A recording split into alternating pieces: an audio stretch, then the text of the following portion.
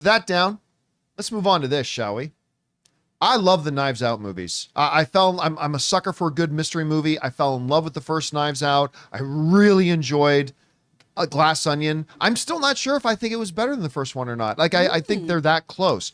And of course, got really excited when they made the announcements for the third film, Wake Up Dead Man. The cast looks great. Very excited. But one of the things that star Daniel Craig was not very happy about was just how limited of a release that Glass Onion got theatrically. And in a very, what is now famous conversation that he had with the head of Netflix at a screening, when the Netflix had said, it's not, giving a wider release is not our, what did he call it? Is not our model? Model. Yeah.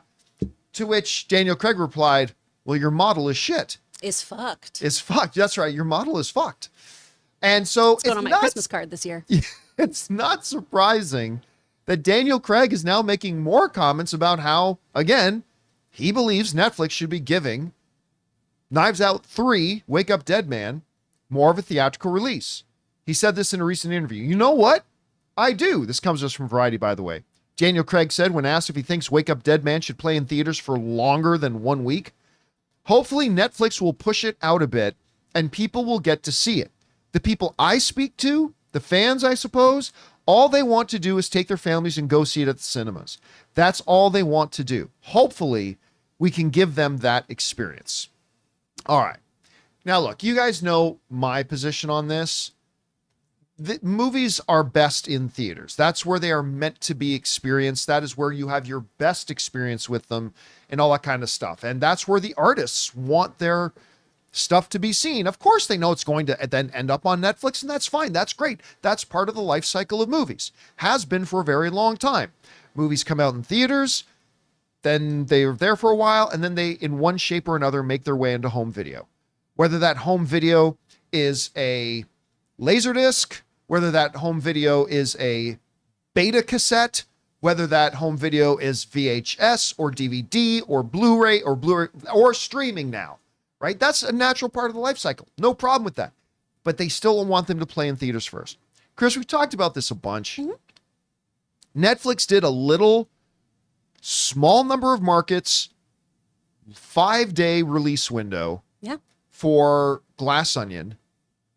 And for the number of theaters it played in and for the short amount of time it had, they had good results. Oh, they had great ones. Which tells us how much more successful it could have been if they gave it a longer run. And then, of course, having any theatrical run, let it have a big launch on Netflix, which was great. And now Daniel Craig and others are just saying, more of that. Mm-hmm. Let's do more of that. This is a movie people will go to cinemas to see. And the more people that go to see it in cinemas, as we have always said, will just make its streaming launch even bigger when it does have its streaming launch. It seems to make sense to me here. Anyway, are you surprised to hear Daniel Craig's arguments here? And at this point, what would Netflix's argument be against this? I don't know. How do you see it? I'm not surprised by Daniel Craig's statements doubling down on this. I don't understand why Netflix is so recalcitrant to do theatrical releases. It makes people go to your streamer. It makes more people go. We've seen the data. I don't understand how you can argue with actual data. That's just insane. Like, you can feel however you want about Netflix, but the data is there. So I don't know what they need to do to start getting their poop in a group, but this is ridiculous.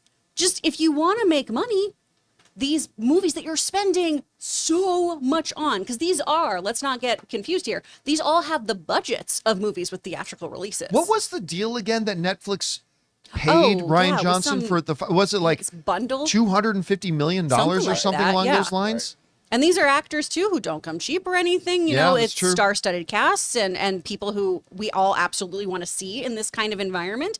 So if you're going to spend this kind of money making movies that feel theatrical, allow them to have a theatrical release.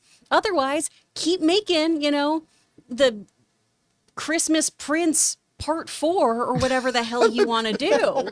I don't know. I don't understand why you as a company would go, money.